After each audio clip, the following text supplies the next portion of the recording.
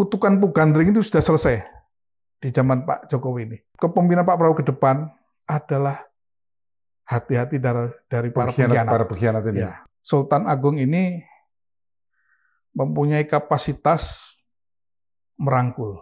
Visi besarnya Sultan Agung adalah menyatukan Nusantara yang sudah porak-poranda akibat dari tenggelamnya Majapahit. Kita harapkan nanti Pak Prabowo sampai sekuat tenaganya memimpin Indonesia. Amin. Itulah personifikasi Pak Prabowo dengan Sultan Agung.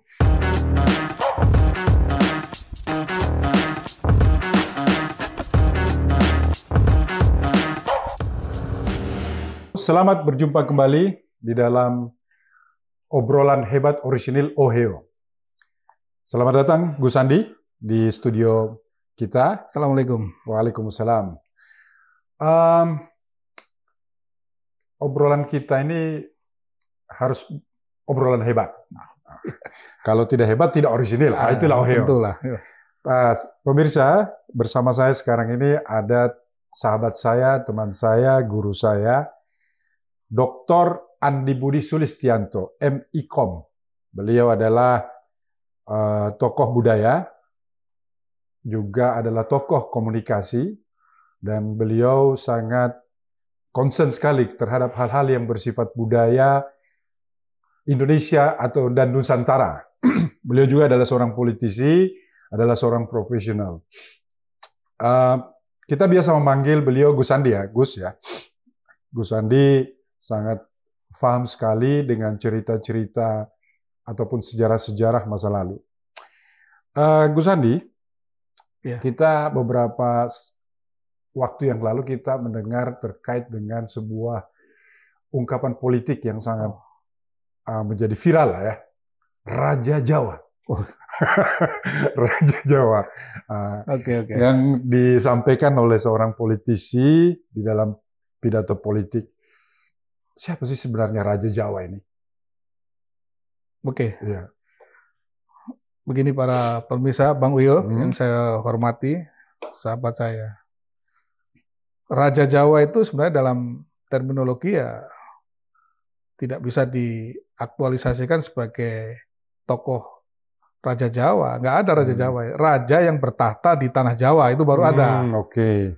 Nah, sekarang kita lihat saja kalau di tanah Jawa yang masih eksis kan ada dua ya, di Kesultanan Yogyakarta dan Kasunanan Surakarta di Ningrat, ditambah dengan Praja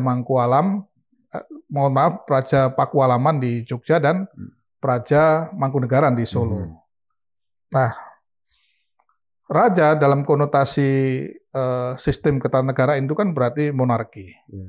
Sebuah atau seorang pemimpin yang ditahtakan oleh rakyat dan ditatahkan oleh sebuah kekuatan spiritual yang sambung dengan keadaan alam ya, baik dari leluhurnya dan sebagainya, sehingga menjadi pemimpin yang dipanutin. Dan raja ini tentu bijaksana, arif, bukan sesuatu yang punya kapasitas kejam, sadis, tidak. Humanis lah ya. Humanis. Dan beliau melindungi rakyatnya. Jadi saya kira kalau ada konotasi yang berkembang itu ya salah statementnya, saya kira. Karena Raja Jawa itu orang baik, satu. Yang kedua, pemimpin yang diagungkan oleh rakyatnya dan punya pauguran-pauguran yang itu menjadi undang-undang. Kalau beliau bermaklumat ya, menjadi titah dari raja, diikutin oleh seluruh rakyatnya. Jadi Raja Jawa itu sebenarnya adalah sebuah simbol ya, simbol pengayom ya terhadap rakyat Indonesia. Dan memang simbolisasi ini adalah sebuah simbol kuat bagi masyarakat Indonesia. Begitu Gus ya? Betul.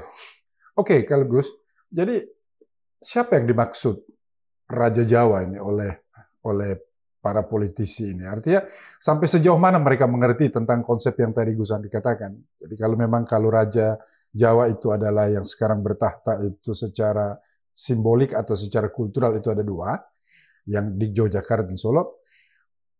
Siapa lagi raja-raja Jawa yang artinya Apa ini menarik ini Gus ini karena kita akhirnya terketuk untuk mempelajari sejarah kembali itu Gus. Gimana pandangan Gus? Jadi ini yang menarik ya. Jadi pemahaman raja dalam konteks modern sekarang ini itu personifikasi. Siapa saja boleh mempersonifikasikan menjadi tokoh raja-raja terdahulu yang direinkarnasikan dalam keadaan yang sekarang. Nah, jadi lebih personifikasi Gus. Ya, kalau kita berbicara pada negara kesatuan republik berarti presiden dong. Nah, tentu presiden sekarang Pak Jokowi itu karena kemampuannya, karena sesuatu yang tidak dimiliki oleh orang lain, bisa saja ada titisan-titisan tokoh Raja Jawa, raja yang bertata di tanah Jawa, baik itu mulai dari Ken Arok sampai ke Mataram Islam sekarang. Nah, kita berbicara ke depan lagi, pada proses transisi ini, transformasi ini, tidak lama lagi akan ada pemimpin baru di negara kita. Namanya Pak Prabowo. Menarik ini. Nah, Pak Prabowo ini dari segi terahnya saja sudah bagian dari terah raja. Artinya ada turunan langsung. Ada turunan. Prabowo ini ya. Tapi justru diperkuat oleh kekuatan secara personifikasi maupun reinkarnasi raja-raja hebat sebelumnya. Boleh Gus ceritakan siapa terah beliau itu? Prabowo. Pengen tahu, Bang? Saya pengen tahu. Nah, ini juga baru nih, saya baru coba dengar. Abang bisa lihat perjalanan Pak Prabowo selama ini. Dalam komitmennya ingin memberikan bakti terbaiknya pada bangsa dan negara. Beliau membangun padepokan. Hebat. Di Hambalang. Oh iya, betul. Ya. Di situ beliau menyatu dengan alam, membangun sebuah kempium besar untuk menggelorakan pada seluruh jaringannya agar bersama-sama ke depan pada saatnya beliau akan tampil. Nah, ini cocok dengan tokoh Raja Jawa yang hebat. Siapa Gus? Sultan Agung. Sultan Agung. Ya. Apa ciri-cirinya Pak Prabowo? Beliau tidak mengasingkan diri, tapi beliau betul-betul belajar di alam, menempa dirinya, menyatukan dengan alam Indonesia di Padepokan Hambalang. Nah, ke depan juga, beliau adalah ahli strategi pertahanan. Dan Sultan Agung ini pada saat zamannya, beliau instruksikan kepada seluruh kekuatan rakyat yang punya kemampuan membuat senjata. Untuk sebesar-besarnya membuat senjata, baik itu keris, tombak, pedang, dan sebagainya. Untuk apa? Untuk membela Mataram Islam. Dan ini kalau dari sisi terah, ini ada cocoknya ini Bang. Pak Prabowo ini kan putra Pak Sumitro Djoyorekusumo. Ya, betul. Ayah Sumitro Djoyorekusumo itu pendiri bangsa ini. Sama dengan Sultan Agung. Sultan Agung ini punya ayah, Prabu Hanyokroowati. Dan Prabu Hanyokroowati ini, ayahandanya adalah pendiri kerajaan Mataram Islam yang bernama Panembahan Senopati. Klop ini. Dari sisi tiga terah ini, itu sudah mirip dengan apa yang menjadi kehendak alam Pak Prabowo tampil. Satu sisi ini yang menarik juga. Semua raja-raja Jawa ini keturunan Ken Arok dengan Ken Dedes. Oh gitu Gus. Ya. Gimana ceritanya Gus? Nah, ini menarik juga ya. Kalau dikonversikan dengan kepemimpinan. Ya. Ken Arok ini kan dia Ken Dedes kan punya dua suami. Ya. Satu Tunggal-Ametung, satu adalah Ken Arok. Ya. Yang mana yang menurunkan? Nah, yang menurunkan tentu dari rahim Ken Dedes, tapi dari buah Ken Arok. Ya, seperti kita ketahui kalau dalam masa kepemimpinan negara kita ini sejak Indonesia merdeka kan Pak Jokowi ini kan presiden ke-7. Ya, betul. Pak Prabowo ini presiden ke-8. Nah, saya cerita nanti ini. Ini ada yang menarik ini. Saya ulas ke belakang dulu. Ini menarik. Artinya 7 ini adalah sesuatu yang sudah selesai. Ontran-ontran ke depan Pak Prabowo akan memimpin negara Indonesia dalam kedamaian dan menuju Indonesia emas. Nah, 7 ini sudah seperti melewati masa-masa pada saat kutukan Pugandring. Ada, Oh iya, sudah betul. tahu? Ada, ya betul. Kutukan Ini Pugandring. ada kutukan Pugandring 7 turunan. Nah, di saat Ken Arok ingin Kok meminang pas Gus ya? Ken Dedes, 07 ini adalah Pak Jokowi, Oke. 08 adalah Prabowo. ini kehendak alam, Bang. Menarik ini. Jadi saya dapatkan petunjuk bahwa bagaimana kutukan Pugandring itu sudah selesai di zaman Pak Jokowi ini. Kalau kita ulas dulu siapa saja yang jadi korban itu, sebagai pengetahuan saja ini ya. Begitu Ken Arok memesan keris Pugandring, maka korban pertamanya adalah Pugandring sendiri. Pembuatnya Sendiri. Kemudian untuk menuju ke sasaran utama, yaitu merebutkan Ken Dedes, maka terbunuh kedua adalah Tunggul Ametung, suami Ken Dedes. Nah, pada saat siapa yang dituduh membunuh Tunggul Ametung inilah, maka ada Kebo Ijo, korban ketiga yang dibunuh karena beliau sudah menunjukkan seakan-akan yang punya keris itu. Nah, korban keempatnya ini karena setelah Kebo Ijo, Tunggul Ametung sudah meninggal, maka Ken Arok menjadi raja. Dan putra dari Tunggul Ametung bersama Ken Dedes inilah yang membalas kematian dari ayahandanya Tunggul Ametung, maka terbunuhlah Ken Arok keempat. Yang bunuh adalah putra Ken Dedes dan Tunggul Ametung. Ya, kemudian ada berarti anak tiri Ken Arok. Ya, yang membunuh Ken Arok adalah pengawal terdekatnya Anusapati. Anak dari Tunggul Ametung. Anak Anusapati menjadi raja. Ya, untuk yang ke-6 itu, maka dari buah perkawinan Ken Arok dengan Ken Dedes, ada Tohjoyo namanya. Itu yang membunuh Anusapati. Nah, Tohjoyo sendiri diselesaikan oleh keturunan daripada Tunggul Ametung itu. Maka selesailah sudah semuanya. Maka tampil Wisnuwardana, kemudian Kertanegara yang hebat. Dan sebenarnya Pak Prabowo bisa dipersonikan sebagai tokoh Kertanegara, tapi itu kemarin. Dalam konteks ke depan ini, setelah beliau terpilih dipercaya menjadi presiden ke depan, yang cocok adalah Sultan Agung. Satu, beliau tidak pernah mau didikte. Oh ya, betul. Ya. Kedua, dengan strategi pertahanan keamanan, dia siapkan betul logistik untuk kemampuan berperangnya. Nah, ada satu kelemahan dalam perjuangan menyerbu Batavia adalah logistik yang dihabisin oleh para prajurit Batavia lewat pengkhianat. Jadi ini adalah sebuah peringatan, kewaspadaan sebagai cermin kepemimpinan Pak Prabowo ke depan adalah hati-hati dari para pengkhianat ini. Ya. Dan itu orang-orang dekat. Orang-orang dekat pasti.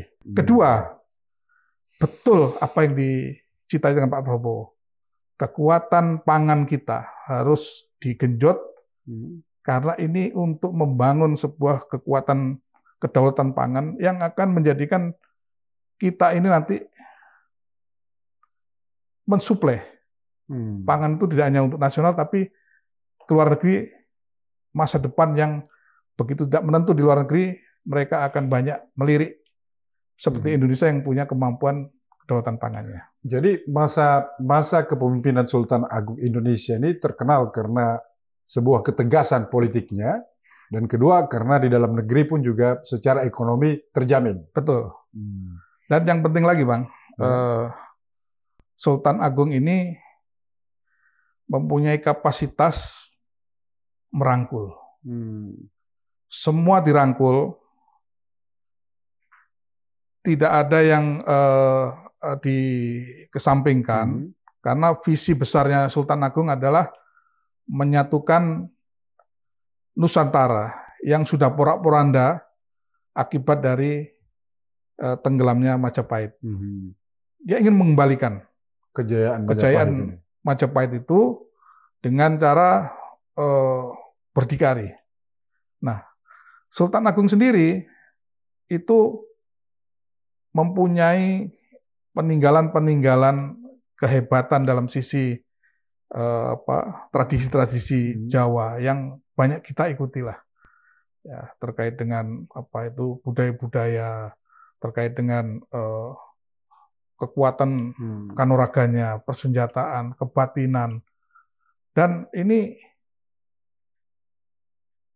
meninggalnya Pak Sultan Agung itu tidak dalam kalah perang, tapi memang sudah menua, sakit dan sebagainya. Artinya apa?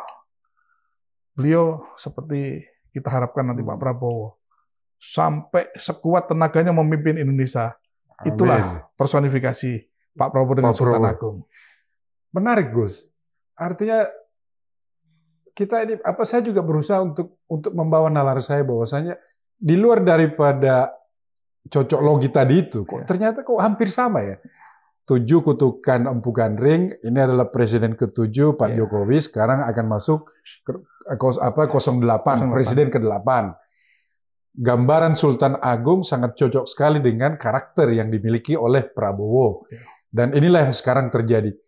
Apa yang Gus lihat dari semua ini? Artinya apa hanya sekedar membaca terus dicocokkan? Apa ada koneksi? Bagaimana, Gus?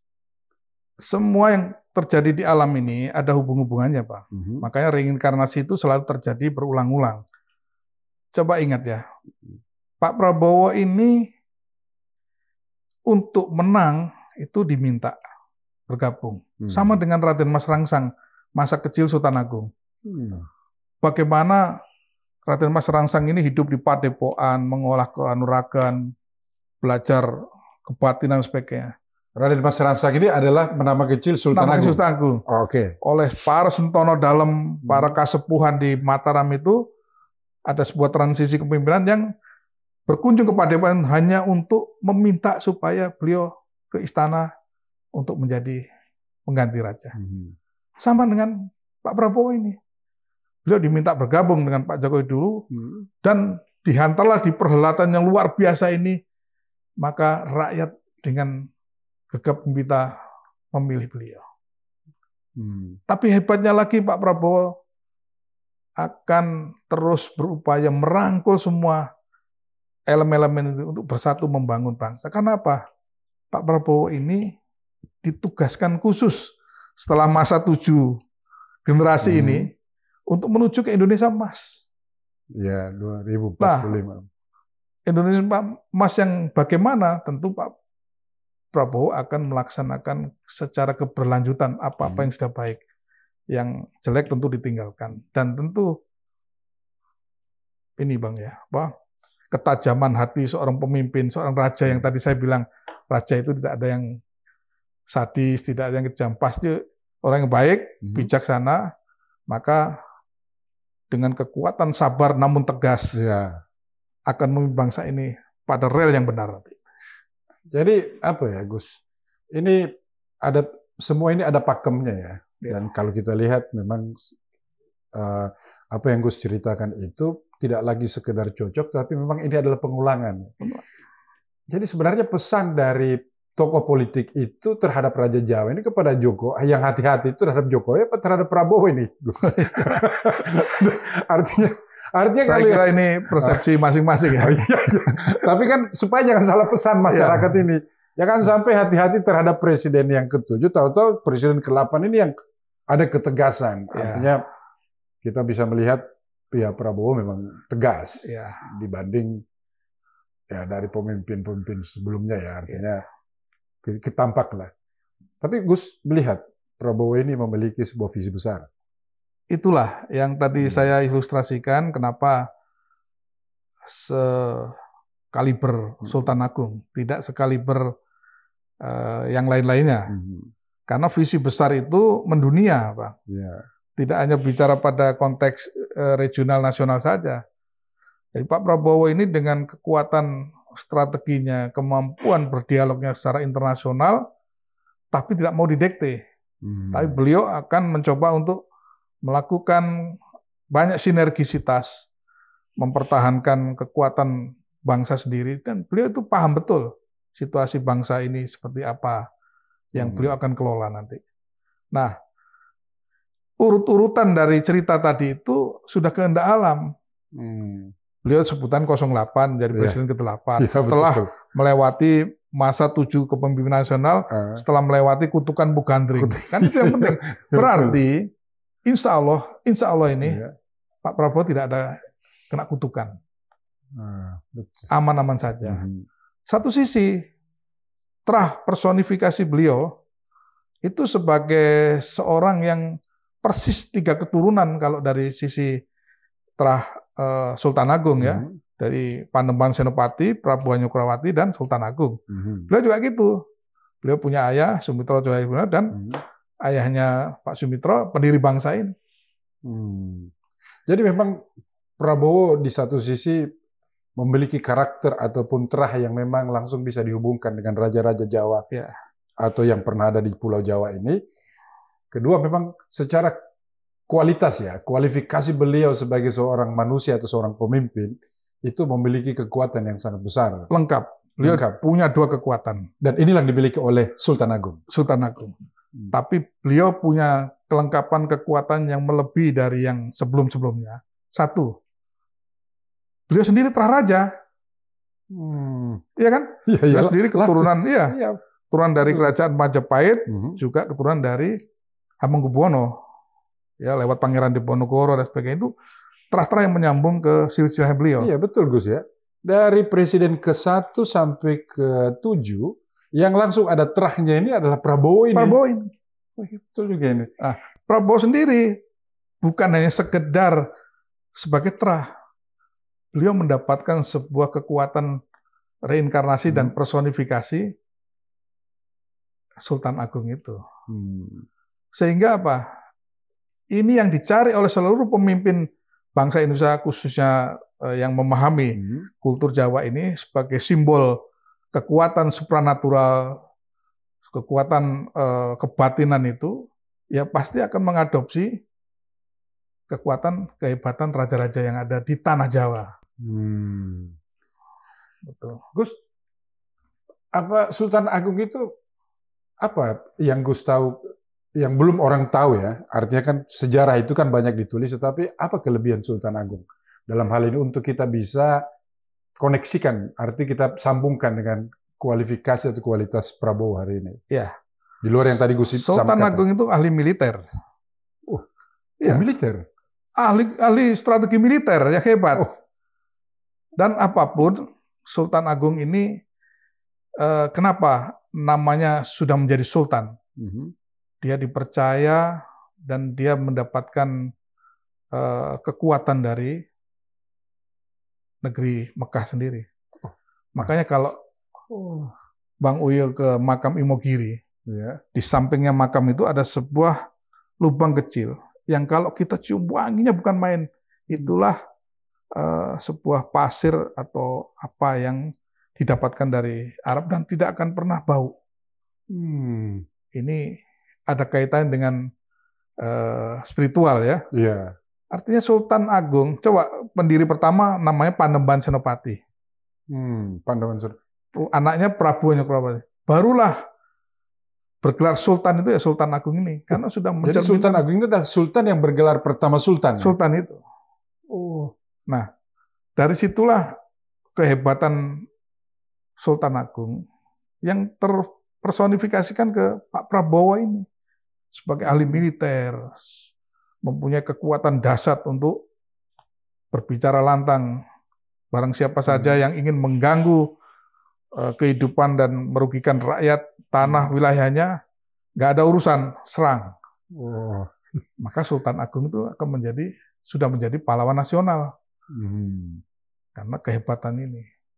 Jadi bukan saja Sultan Agung ini memiliki karomah dari kekuatan alam, tetapi juga karomah dari spiritual itu ya, itu sendiri. Dalam hal ini adalah kekuatan-kekuatan yang ya karena beliau Islam ya, jadi artinya unsur spiritualitas religiusnya ada. Luar biasa Sultan Agung ini dan bisa kita sandingkan dengan Prabowo ini, Gus ya. Artinya bagaimana pandangan Gus? Saya kira Pak Prabowo sudah kehendak alam menitisi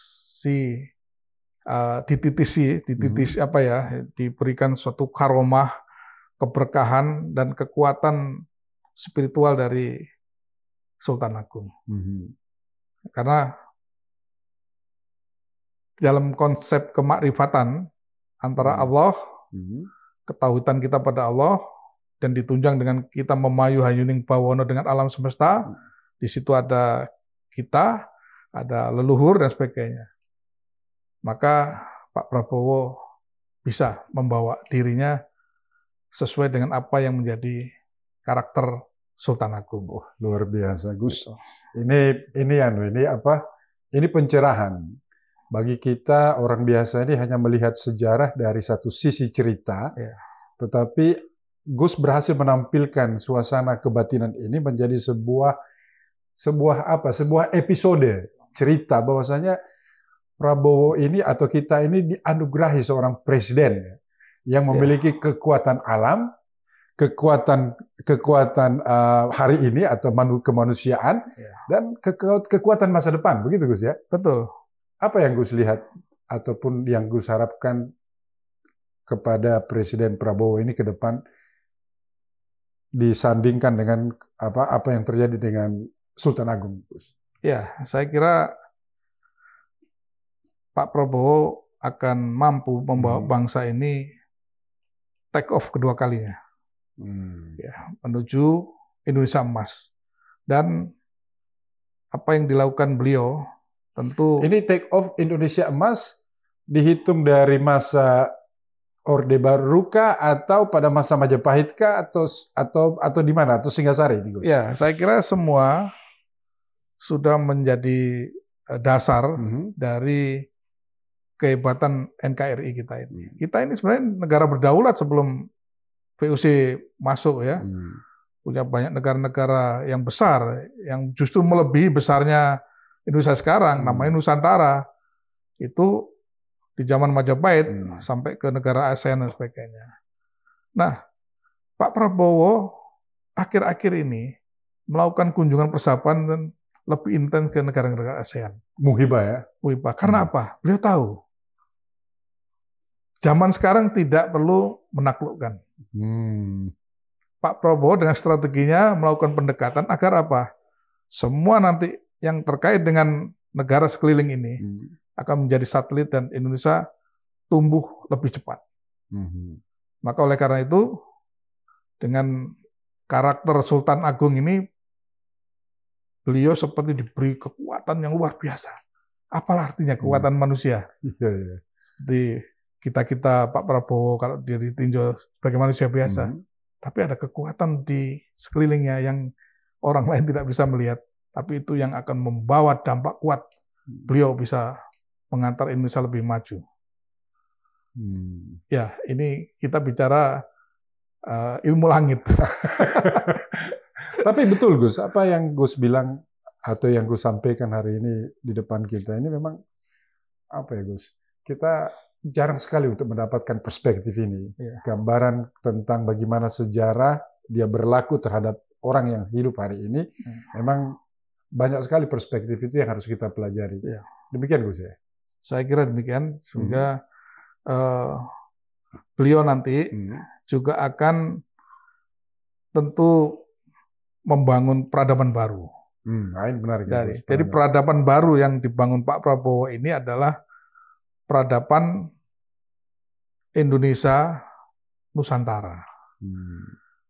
Jadi kenapa sekarang dimunculkan lagi Nusantara ini? Agar apa? Seluruh kekuatan langit ya, tanda kutip, itu akan menyengkuyung. Menyengkuyung itu mendukung. Sehingga apa yang menjadi kehendak cita-cita Pak Prabowo selama itu berpihak untuk melindungi rakyat akan lancar dan didukung. Dan tentu kekuatan energi nasional ini dari Nusantara ini akan membentengi beliau. Bila ada orang-orang yang akan mengganggu atau memfitnah dan sebagainya. Ini ada kekuatan besar yang mendampingi Pak Prabowo untuk menjaga bagaimana visi beliau jalan. Iya.